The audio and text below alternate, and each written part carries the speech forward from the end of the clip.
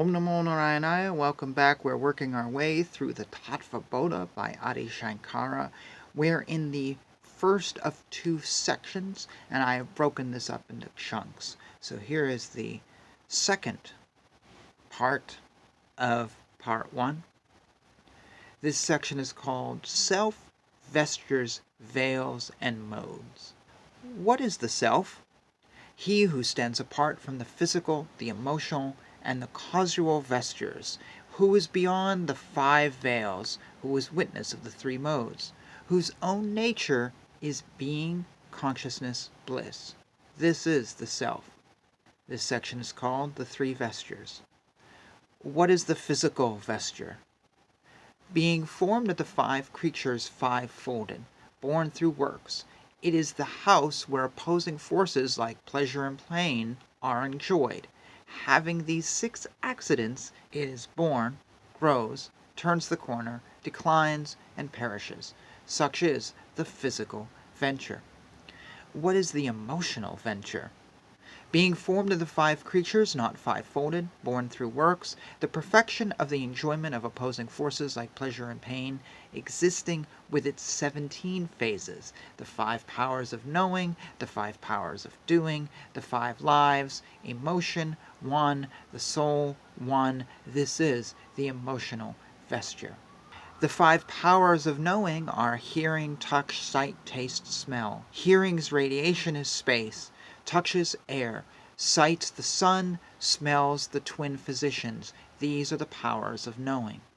Hearing's business is the seizing of sounds. Touch's business, the seizing of contacts. Sight's business, the seizing of forms. Taste's business, the seizing of tastes. Smell's business, the seizing of odors. The five powers of doing are voice, hands, feet, putting forth, generating.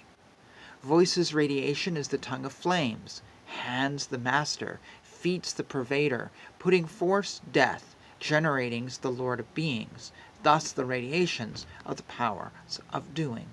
Voice's business is speaking, hands' business is grasping things, feet's business is going, putting force business is removing waste, generating's business is physical enjoying. What is the causal vesture? Being formed through ineffable, beginningless unwisdom. It is the substance and cause of the two vestures. Though unknowing as to its own nature, it is yet in nature unerring. This is the causal vesture. This section is called the three modes. What are the three modes?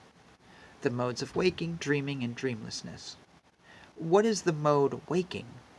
It is where knowledge comes through hearing and the other knowing powers, whose business is sound and the other perceptions. This is the waking mode. When attributing itself to the physical vesture, the self is called the pervading.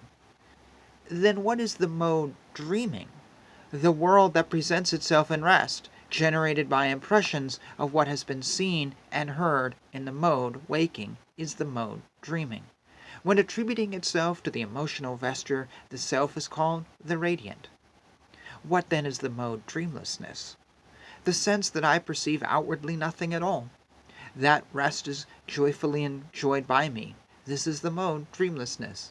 When attributing itself to the causal vesture, the self is called the intuitional. I'm going to pause here. In this section, Adi Shankara has just outlined the human body and the human act, or the act of being human, I should say, in a very succinct way that's very theological, but yet makes so much sense. It's just very simple, very simple.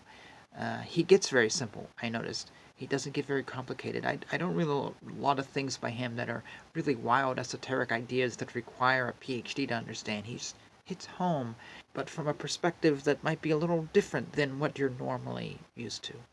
I welcome your comments, and will say Hare Krishna, Krishna Krishna, Hare Hare, Hare Rama, Rama Rama, Hare Hare.